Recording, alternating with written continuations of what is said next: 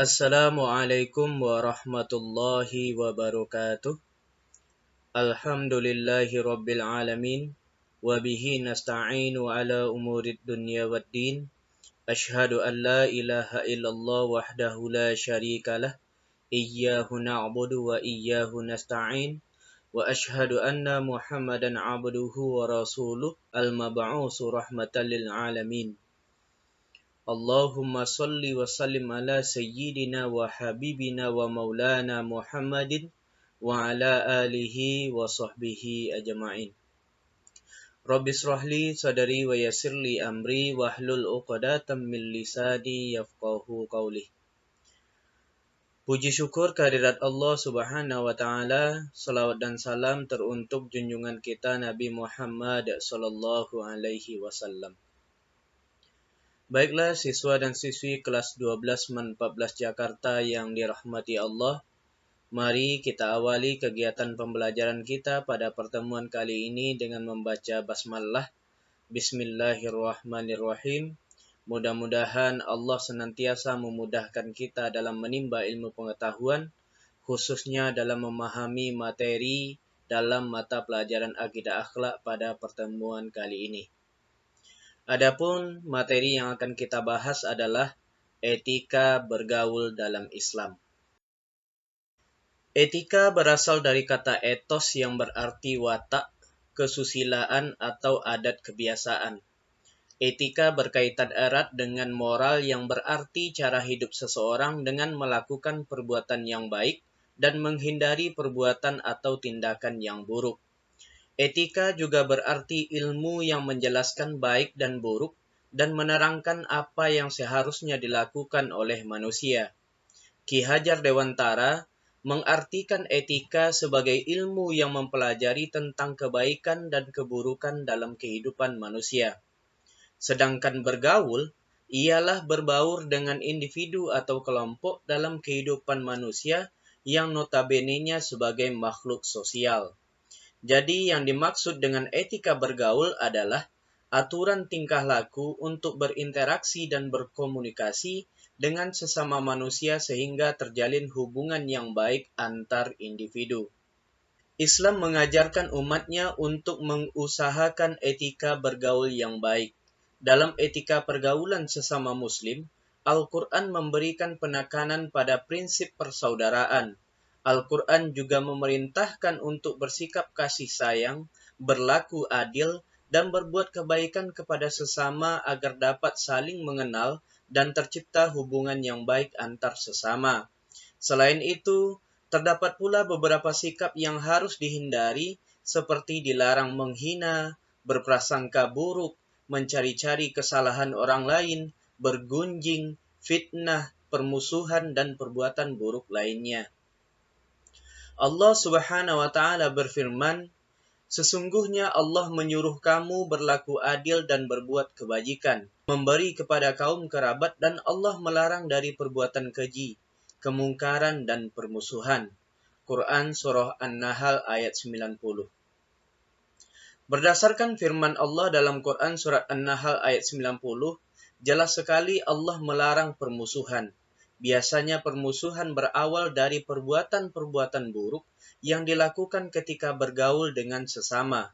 Maka dalam rangka hablum minallah, seseorang haruslah menghindari permusuhan sebagai bentuk pengabdian kepada Allah Subhanahu wa taala.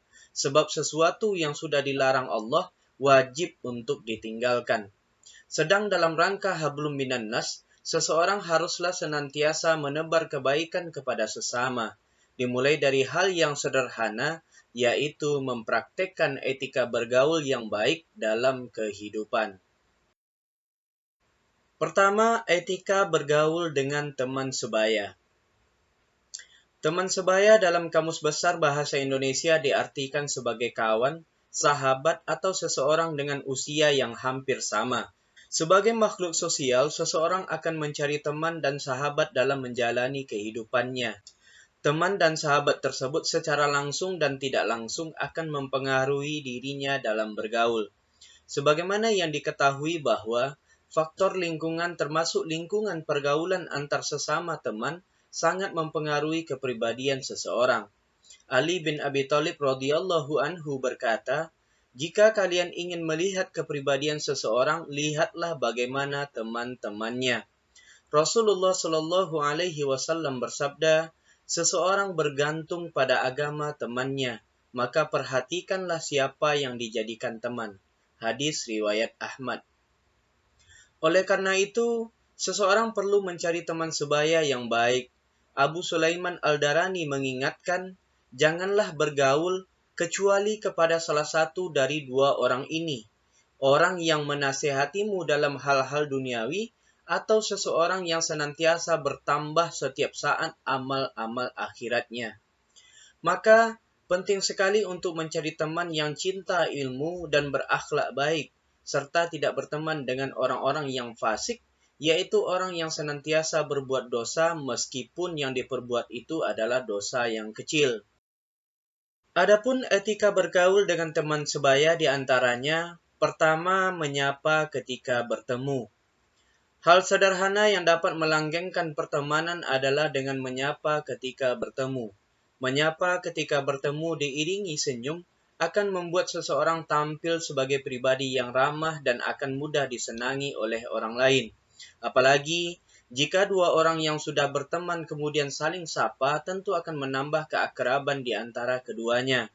Dalam Islam, kata sapaan yang baik itu adalah dengan mengucapkan salam. Rasulullah Shallallahu alaihi wasallam bersabda, "Demi Allah, yang jiwaku berada di tangannya, kamu tidak akan masuk surga sehingga kamu beriman, dan kamu tidak akan dianggap beriman sehingga kamu saling cinta mencintai. Maukah kamu aku tunjukkan sesuatu yang apabila kamu mengerjakannya dengan sungguh-sungguh, maka kamu akan saling mencintai?" Maka para sahabat menjawab, "Mau ya Rasulullah." Rasulullah Shallallahu alaihi wasallam bersabda, "Ucapkanlah salam kepada sesama." Yang kedua, saling menghormati. Dalam pergaulan, mungkin saja seorang teman berasal dari berbagai kalangan yang berbeda, entah itu berbeda agama, tradisi, kebudayaan. Sikap saling menghormati haruslah diterapkan dalam sebuah hubungan pertemanan.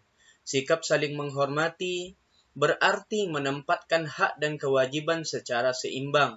Menempatkan persamaan hak dan kewajiban secara seimbang sangat dianjurkan dalam Islam. Sikap saling menghormati ini bisa diwujudkan dengan memanggil teman dengan panggilan yang baik, menghargai pendapatnya, tidak meremehkan teman, tidak bercanda berlebihan atau melewati batas, dan lain sebagainya. Sikap saling menghormati dapat pula diwujudkan dengan sikap toleran terhadap teman sebaya yang tidak seagama. Yang ketiga, tolong-menolong. Tolong-menolong merupakan bagian dari ajaran Islam yang sangat dianjurkan. Tolong-menolong yang dimaksud di sini tentu saja tolong-menolong dalam hal kebajikan.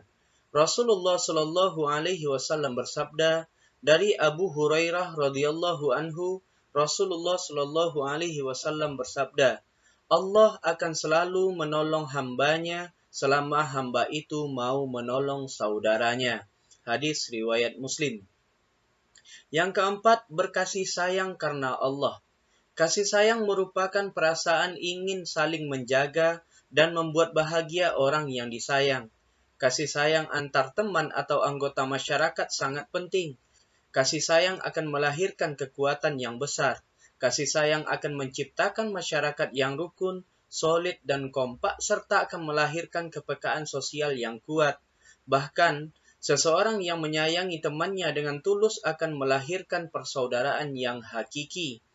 Pergaulan dengan teman sebaya termasuk dengan siapapun harus dilandasi oleh rasa kasih sayang dan keikhlasan. Rasulullah Shallallahu alaihi wasallam bersabda, barang siapa yang tidak menyayangi sesama manusia, niscaya tidak akan disayangi oleh Allah Subhanahu wa taala. Hadis riwayat Bukhari Muslim. Yang kelima, saling memberikan nasihat. Teman yang baik tentunya adalah mereka yang mengajak kita pada kebaikan dengan nasihat-nasihat baik yang mereka berikan. Saling menasihati merupakan perintah Allah. Demi masa sesungguhnya manusia itu berada dalam kerugian, kecuali orang-orang yang beriman dan senantiasa melaksanakan amalan-amalan soleh, serta nasihat menasihati dalam kebenaran, dan nasihat menasihati dalam kesabaran. Yang keenam, menjaga persaudaraan. Dalam hubungan pertemanan tentu tidak selamanya berjalan mulus, akan selalu saja ada pertengkaran atau perbedaan pemikiran. Tentunya yang perlu diperhatikan adalah jangan sampai pertengkaran itu merusak persaudaraan, apalagi sampai memutuskan tali silaturahmi. Rasulullah Shallallahu Alaihi Wasallam bersabda, tidak halal bagi seorang Muslim untuk mendiamkan saudaranya lebih dari 3 hari. Dalam menjaga persaudaraan ini tentunya bertumpu pada sikap saling memahami dan saling memaafkan. Yang kedua, etika bergaul dengan orang yang lebih tua. Islam telah menganjurkan umatnya untuk menghormati orang yang lebih tua dan menyayangi sosok yang lebih muda. Rasulullah Shallallahu Alaihi Wasallam bersabda, hormati yang lebih tua dan sayangi yang lebih muda, maka engkau akan menemaniku di sorga. Hadis riwayat Baihaqi. Orang yang lebih tua berarti orang yang dipandang tua atau berpengalaman, seperti orang tua, guru, para pemimpin, atau orang yang usianya lebih tua. Orang yang lebih tua harus dihormati karena mereka adalah sumber keberkahan dan memiliki banyak pengalaman, lebih matang dalam berpikir dan lebih bijak dalam memutuskan suatu perkara. Berbeda dengan para pemuda yang cenderung lebih emosional, terburu-buru dan masih kurang pengalaman. Rasulullah Shallallahu Alaihi Wasallam bersabda, keberkahan ada pada orang-orang tua dari kalian. Oleh karenanya, ketika kita senantiasa menghormati orang yang lebih tua, maka insya Allah keberkahan akan selalu menyertai kita. Etika bergaul dengan orang yang lebih tua bertumpu pada sikap menghormati dengan penuh kasih sayang, berlaku sopan dan santun, serta mendahulukan orang yang lebih tua dalam segala urusan.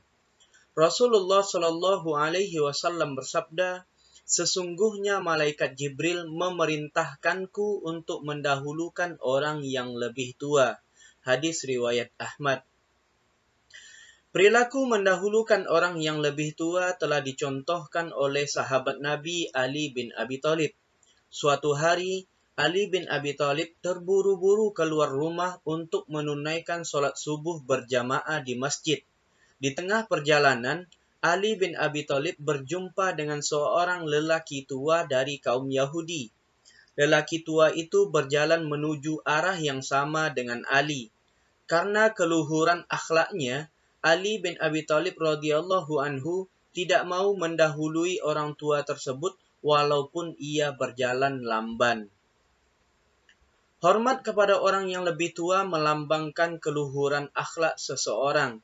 Maka sudah seharusnya melaksanakan etika yang baik dalam bergaul dengan orang yang lebih tua, terutama kepada orang tua dan guru. Adapun adab-adab berbakti kepada orang tua diantaranya, pertama, tunduk dan patuh dalam arti mentaati perintah dan menjauhi larangan orang tua. Mentaati kedua orang tua hukumnya wajib atas setiap muslim.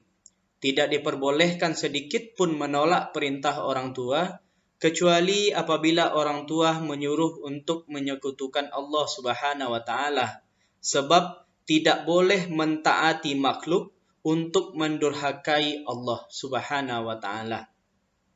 Rasulullah Shallallahu Alaihi Wasallam bersabda, tidak ada ketaatan untuk mendurhakai Allah.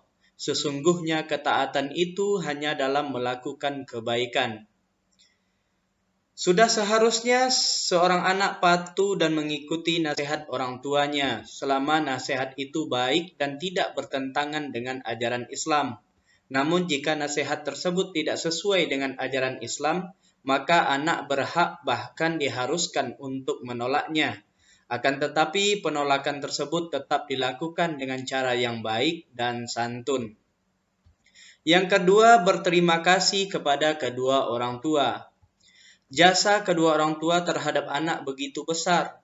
Bahkan curahan kasih sayang dan jasa orang tua terhadap anak tidak bisa ditukar dengan apapun. Ayah dan ibu memiliki kasih sayang yang tak terhingga untuk anaknya. Keduanya telah bahu-membahu dalam membesarkan anak-anaknya tanpa pamrih dengan perjuangan dan pengorbanan yang tiada terbayangkan. Mereka rela menelan kepahitan hidup agar anaknya bisa mengecap madu kehidupan. Oleh karena itu, sudah seharusnya kita berterima kasih kepada kedua orang tua. Dalam Al-Quran, Allah Subhanahu wa Ta'ala mengisyaratkan betapa mulianya perintah bersyukur kepada orang tua, sehingga Allah mensejajarkan dengan perintah bersyukur kepadanya. Di akhir ayat Quran surat Luqman ayat 14, Allah berfirman, "Bersyukurlah kepadaku dan kepada kedua orang ibu bapakmu." Berterima kasih kepada kedua orang tua ini dapat diwujudkan dengan mencintai dan menyayangi kedua orang tua. Yang ketiga, meringankan beban orang tua. Seorang muslim hendaknya menanggung dan menafkahi orang tua agar ia memperoleh keridhaan Allah Subhanahu wa Ta'ala. Jika ia seorang yang berharta banyak, lalu orang tuanya butuh kepada sebagian harta itu, maka ia wajib memberikannya. Hal ini berdasarkan hadis Rasulullah Shallallahu Alaihi Wasallam dari Jabir bin Abdullah, bahwa seseorang berkata, "Wahai Rasulullah, sesungguhnya aku mempunyai harta dan anak, sedangkan bapakku ingin menghabiskan hartaku." Maka Rasulullah Shallallahu Alaihi Wasallam bersabda, "Engkau dan hartamu adalah milik bapakmu." Jika sudah mandiri dan berpenghasilan cukup, maka seorang anak berkewajiban meringankan beban orang tuanya. Tanpa diminta sekalipun, semestinya seorang anak tergerak hatinya untuk membantu orang tua secara materi. Meskipun demikian, sebesar apapun bantuan seorang anak kepada orang tua, tidak akan mampu membalas jasa-jasa orang tua. Rasulullah Shallallahu Alaihi Wasallam bersabda, seorang anak tidak akan mampu membalas kebaikan orang tuanya, kecuali ia mendapati orang tuanya tertawan menjadi hamba sahaya, kemudian ia menebus dan memerdekakannya. Hadis riwayat Muslim. Yang keempat, hormat kepada kedua orang tua. Wujud penghormatan terhadap orang tua bisa bermacam-macam. Di antaranya, tidak memanggil orang tua dengan namanya. Suatu ketika Abu Hurairah radhiyallahu anhu melihat ada dua orang yang berbeda usia sedang berbicara dengan saling menyebut nama. Lalu Abu Hurairah bertanya kepada salah satu orang tersebut perihal hubungan mereka.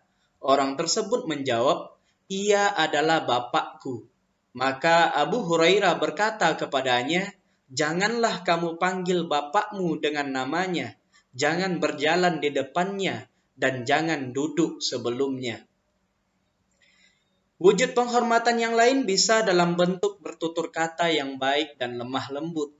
Seorang anak sudah sepantasnya berpamitan kepada orang tua ketika hendak meninggalkan rumah, mencium tangannya, mengucapkan salam, memberi kabar jika ada sesuatu yang menyebabkan telat pulang ke rumah. Semua itu adalah bentuk-bentuk penghormatan kepada kedua orang tua. Di samping itu, perlu pula mendengarkan orang tua ketika mereka berbicara dan bertutur kata yang baik dan sopan kepada keduanya sebagai wujud penghormatan seorang anak kepada ibu bapaknya. Wujud penghormatan yang lain bisa dalam bentuk tidak duduk ketika orang tua berdiri. Dalam berjalan tidaklah termasuk adab yang baik kepada kedua orang tua jika seorang anak duduk sedangkan ibu bapaknya berdiri, atau jika seorang anak meluruskan kedua kakinya sedangkan orang tua duduk di hadapannya. Bahkan hendaknya seorang anak harus memiliki adab yang baik di hadapan orang tua dan merendahkan diri kepada keduanya. Yang kelima, mendoakan orang tua agar senantiasa dikaruniai rahmat dan ampunan. baik ketika keduanya masih hidup ataupun sudah meninggal dunia.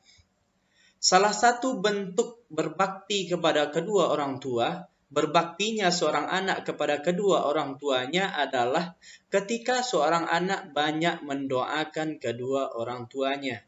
Betapa indahnya hubungan antara orang tua dan anak, dikala orang tua tidak henti-hentinya mendoakan sang anak, dan anak pun senantiasa mendoakan orang tuanya.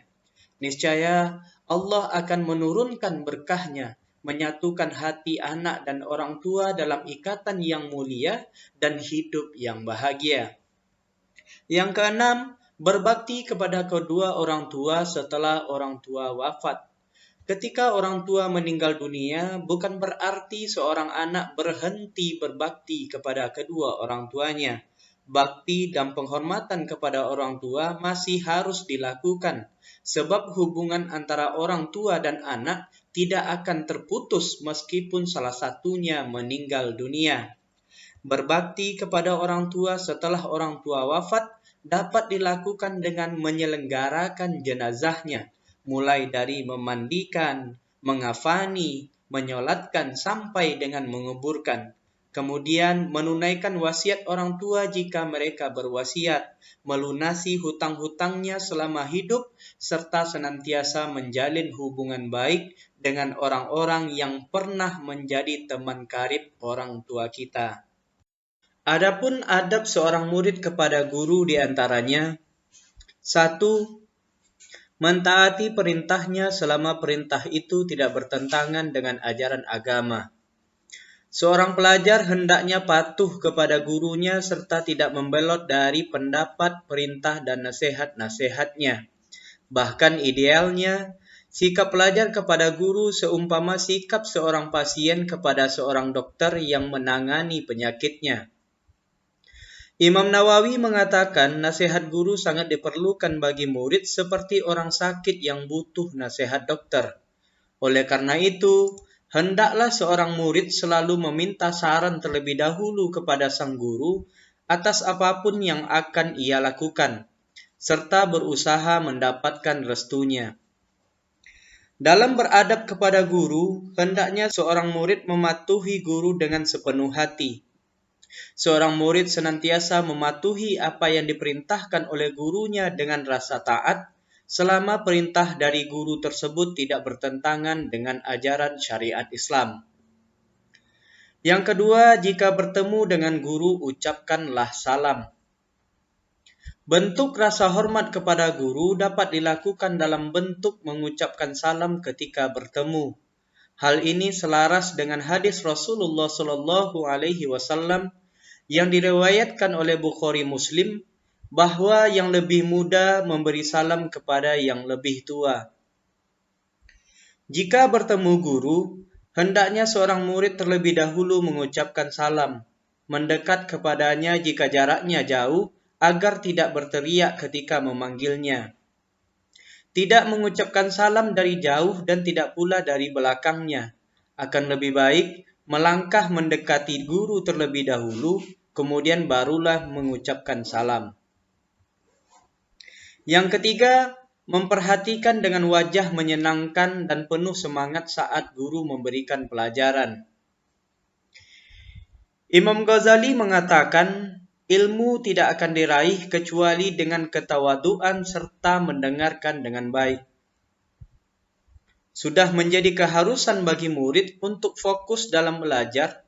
Belajar akan maksimal jika dijalani dengan fokus, agar semua pelajaran benar-benar bisa difahami. Yang keempat, rendah hati dan hormat kepada guru. Rasulullah SAW bersabda, pelajarilah ilmu dan ajarilah manusia dan rendahkanlah diri kepada guru. Hadis riwayat Tabrani.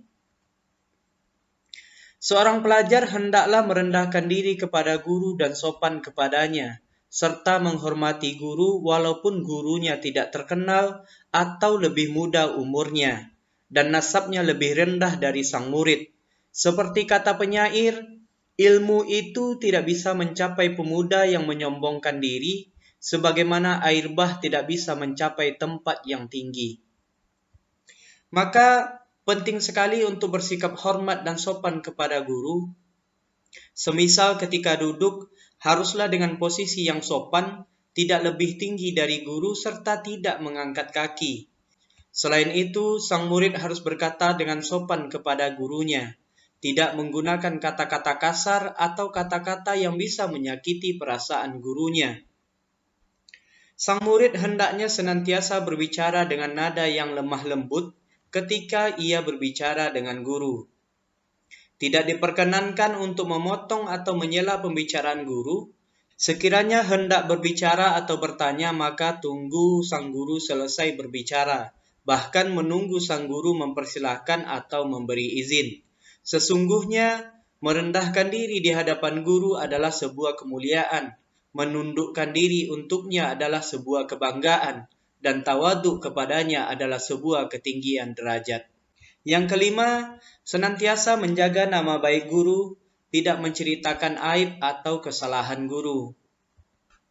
Dahulu, sebagian orang-orang salaf tatkala hendak pergi menimba ilmu kepada gurunya, dia bersedekah sesuatu dan berdoa, "Ya Allah, tutuplah aib guruku dariku dan jangan hilangkan keberkahan ilmunya dariku."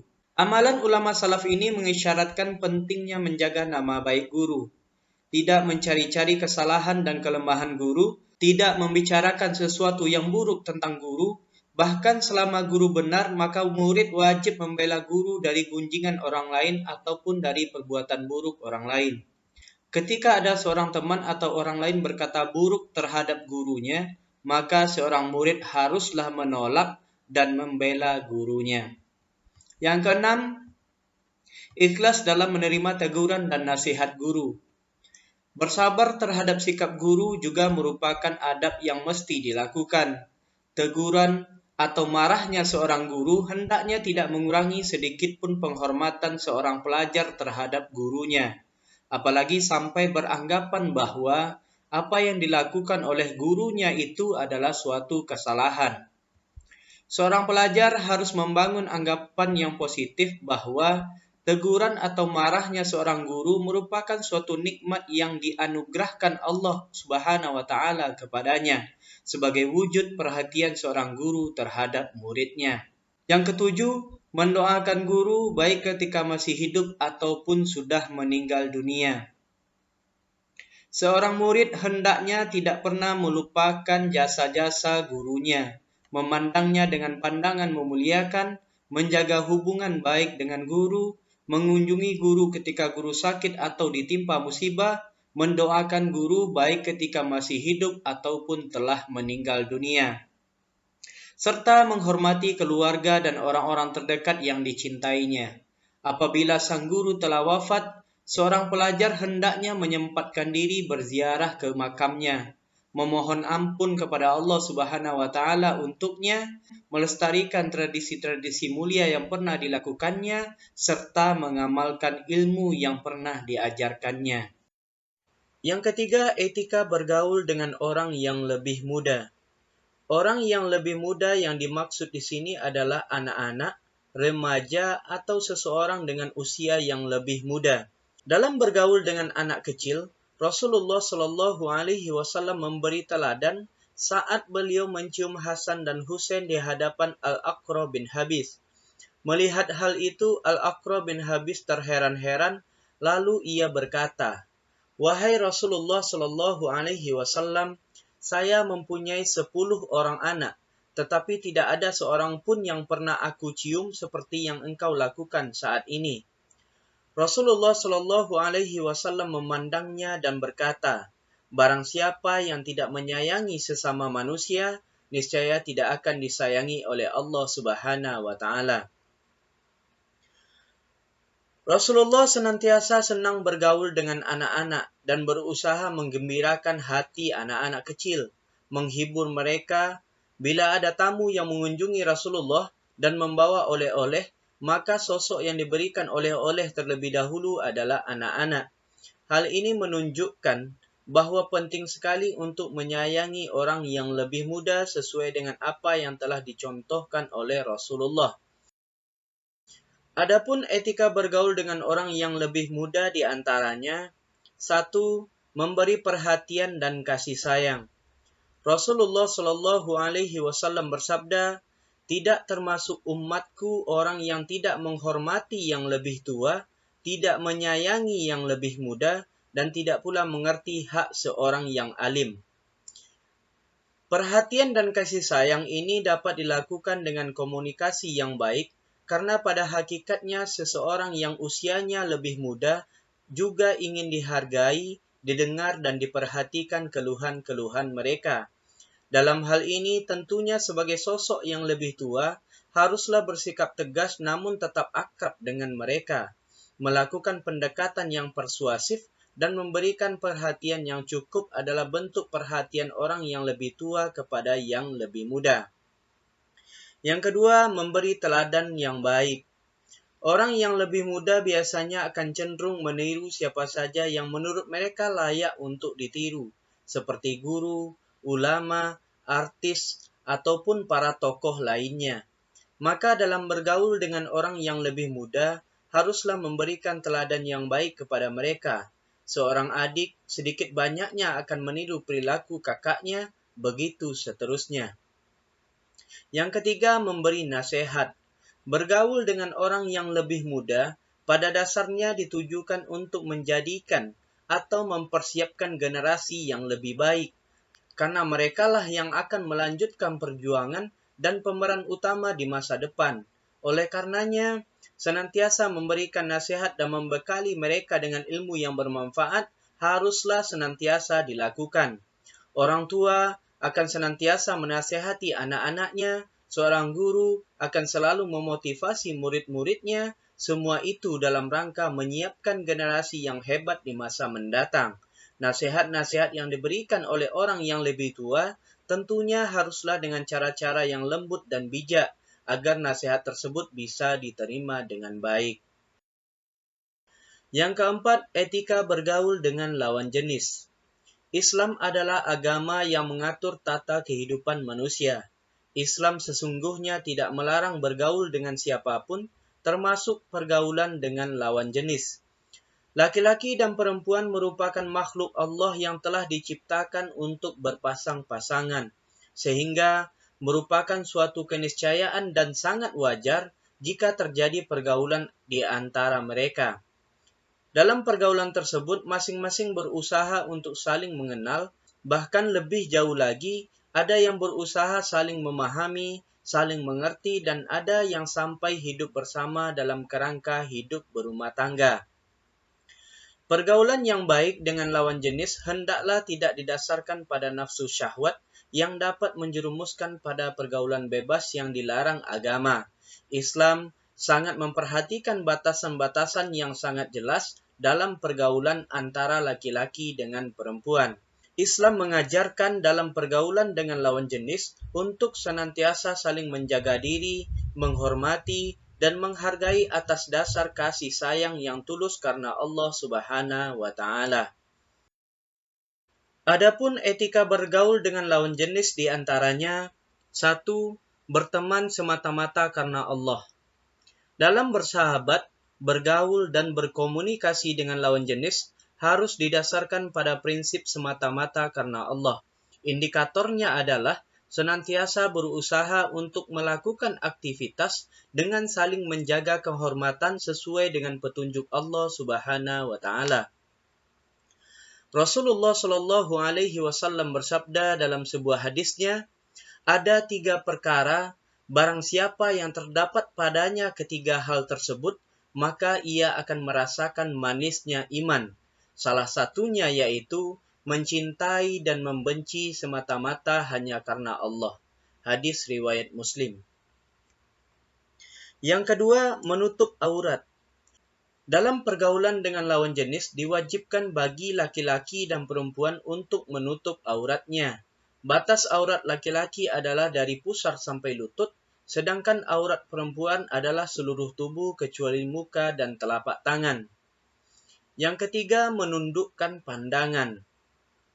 Islam memerintahkan laki-laki dan perempuan untuk menundukkan pandangan. Islam juga mengajarkan agar selalu menjaga mata sehingga tidak melakukan perbuatan maksiat, memandang wanita yang bukan mahram saja dengan hawa nafsu sudah dianggap sebagai perbuatan maksiat. Dari Abu Hurairah radhiyallahu anhu, Nabi Muhammad shallallahu alaihi wasallam bersabda, telah ditentukan bagi anak Adam bagian zinanya di mana mereka pasti akan mengerjakannya. Zina kedua mata adalah melihat, zina kedua telinga adalah mendengar, zina lisan adalah berbicara, zina tangan adalah memukul, zina kaki adalah berjalan, serta zina hati adalah bernafsu dan berangan-angan, yang semuanya dibuktikan atau tidak dibuktikan oleh kemaluan. Hadis riwayat Bukhari Muslim. Yang keempat, tidak berkhalwat. Islam melarang antara laki-laki dan perempuan berdua-duaan atau berkhalwat. Berkhalwat yang dimaksud di sini bisa saja tempat yang sepi, di mana keberadaan insan yang berlawanan jenis ini tidak diketahui oleh orang lain. Bisa juga tempat berkhalwat merupakan tempat rahasia, bisa berupa tempat pribadi, atau bahkan keramaian yang dapat digunakan untuk berkhalwat, yaitu tempat yang ramai tetapi antara satu dengan yang lainnya sudah tidak saling memperdulikan, sehingga setiap orang bebas melakukan apa saja yang mereka inginkan. Dikhawatirkan, berkhalwat akan menimbulkan hal-hal yang tidak diinginkan seperti zina dan lain sebagainya. Rasulullah Shallallahu Alaihi Wasallam bersabda, janganlah salah seorang di antara kalian berduaan dengan seorang wanita yang bukan mahramnya, karena setan adalah orang ketiganya. Hadis riwayat Ahmad. Demikianlah etika-etika bergaul dalam Islam, semoga dapat diterapkan dalam kehidupan sehari-hari. Pergaulan yang baik adalah bergaul menurut norma-norma kemasyarakatan yang tidak bertentangan dengan ajaran agama, serta memenuhi segala hak sesuai dengan kadarnya masing-masing. Dengan pergaulan kita dapat saling berhubungan, saling mengenal, saling dukung dalam rangka mewujudkan kemaslahatan masyarakat yang adil dan makmur serta berakhlakul karimah. Etika bergaul yang sudah kita bahas adalah praktek yang seharusnya dilakukan oleh setiap manusia sebagai penyandang predikat makhluk terbaik. Sejatinya, sebagai makhluk yang terbaik, sudah seharusnya manusia juga berbuat yang baik. Oleh karena itu, sebagai penutup saya pesankan, tetaplah menjadi pribadi yang baik, berbuat yang baik. Insya Allah kita akan dipertemukan pula dengan orang-orang yang baik.